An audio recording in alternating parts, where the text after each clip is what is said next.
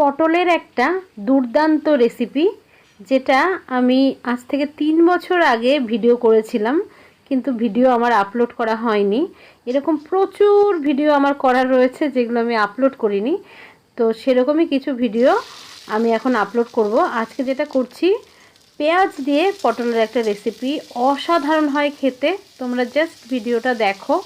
Video quality অতটা ভালো নয়, কিন্তু রান্নাটা কিন্তু খুব সুন্দর। আর এই যে দেখতে পাচ্ছ, প্রথমে তেল দিয়েছিলাম। তেলটা কিন্তু খুবই সামান্য দিয়েছিলাম। আমি একদম সামান্য তেলে রান্না করি। অ্যাকচুয়ালি তেলে যে কোনো টেস্ট হয় না, তার প্রমাণ আমার এই রান্না।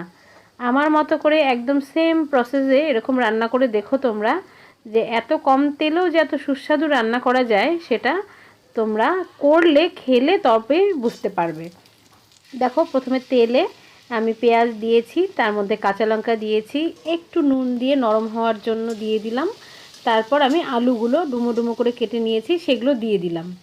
দিয়ে একটু নাড়াচাড়া করে ঢেকে দিয়েছিলাম। এবার ঢাকা খুলে আমি পটলগুলো যে কেটে নিয়েছিলাম সেটা দিয়ে দিলাম।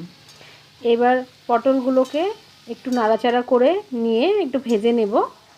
তারপর আমি এতে একটু লবণ দিয়ে দেব, আর দিয়ে দেব হলুদ। এবার ভালো করে এটাকে নেড়েচেড়ে নেব।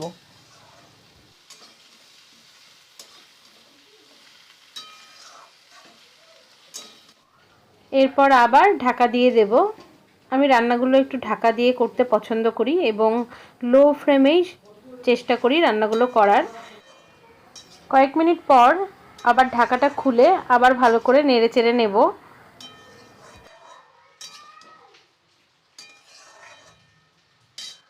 এবার এতে দিয়ে দেব জিরের গুঁড়ো।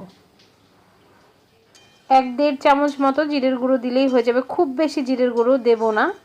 এবার খুব ভালো করে এটাকে নেড়েচেড়ে নেব, একটু কষিয়ে নিয়ে তারপর এতে জল দেব।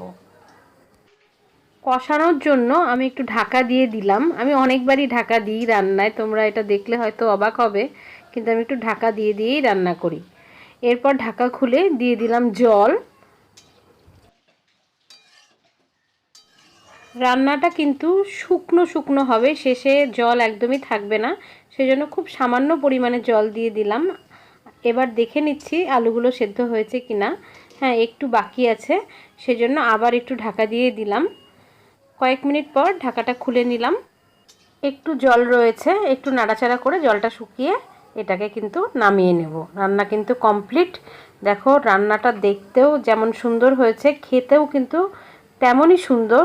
তো তোমরাও ট্রাই করো এবং কেমন লাগে সেটা এই ভিডিওর নিচে কমেন্ট করে জানিও।